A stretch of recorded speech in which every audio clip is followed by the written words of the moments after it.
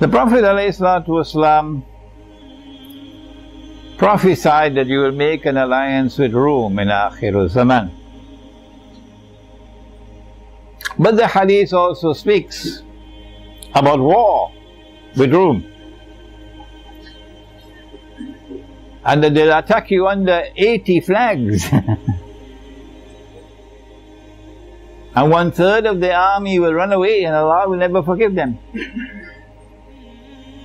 And 1/3 of the army would be killed and they'll be shuhada, the best shuhada. And the last 1/3 will be victorious against Rome. And we are puzzled. How can we make an alliance with the people who are going to fight against us? That's the question. In answer to that question, I want to point out that Rome began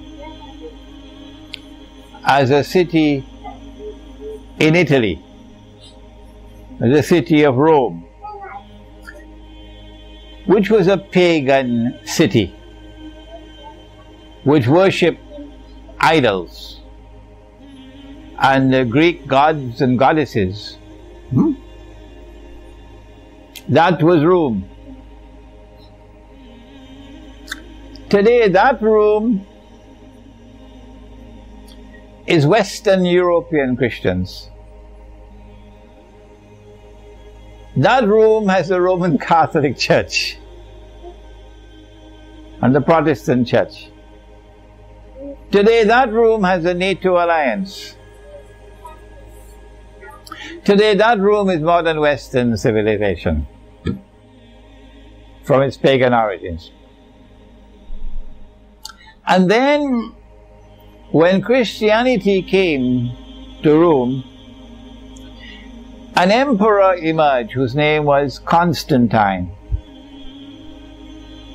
And he took Rome out of Rome and established the city that came to be known as Constantinople. And this became the second Rome. This second Rome was otherwise known as the Byzantine Empire. And it was in rivalry with the Persian Empire. And when the Quran declared Ghulibatir Rum, the Quran was referring to this second Rome, not the first.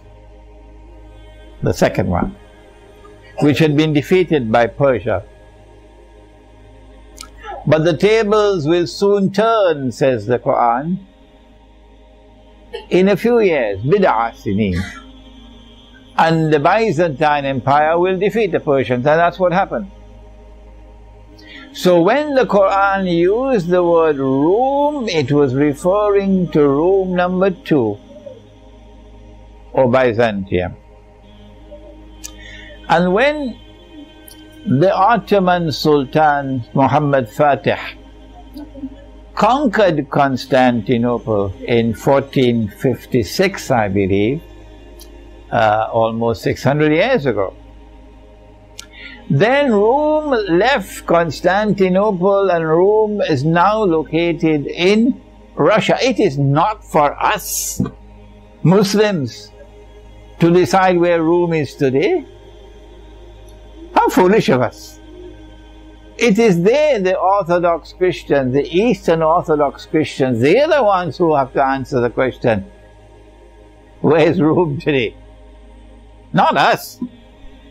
And their answer, and the Patriarch says, it is Moscow. And so we have 3 rooms. The first room, which today has NATO and Western civilization, and is waging war on Islam on Israel's behalf. And we have the second room, which was Byzantium, and we have the third room, which is now in Moscow. And the Prophet ﷺ speaks about an alliance with Rome. My opinion is, he's not talking about NATO. No, he cannot be talking about NATO and the West, and the United States and Britain and France and so on. What nonsense! Because Western civilization has an alliance of Christians with Jews. And in the Quran, in Surah Al-Ma'idah, Allah prohibits us from an alliance with such Christians and such Jews who are allies of each other. بَعْدُهُمْ أَوْلِيَاءُ بَعْضٍ. So the alliance with Rome could not be NATO or room number one. The alliance with Rome cannot be number two, because number two is gone. It's gone. Istanbul is now a Muslim city.